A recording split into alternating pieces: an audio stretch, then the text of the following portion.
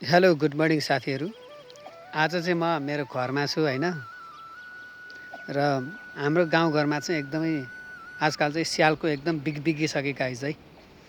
स्याल मुला सागले चाहिँ गर्छ राति राति आएर तनाव गर्छ। के गर्यो म तपाईँलाई देखाउँछु है त गाइस। राति राति जहिले आउँछ, यहाँ आउँछ बिउ गर्छ। ल हेर्नुहोस् यो बाल्टी, ल हेर्नुहोस् यो जुठो पानी हालेर हामीले राख्ने गरेको थियो। यो बाल्टी, यो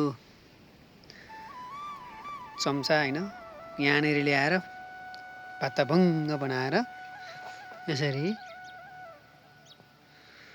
छोडेर हिँड्यो। कहिले उता खासमा चाहिँ त्यो यहाँ थियो कि गाइस है, यहाँनिर राख्ने गरेको थियौँ हामीले।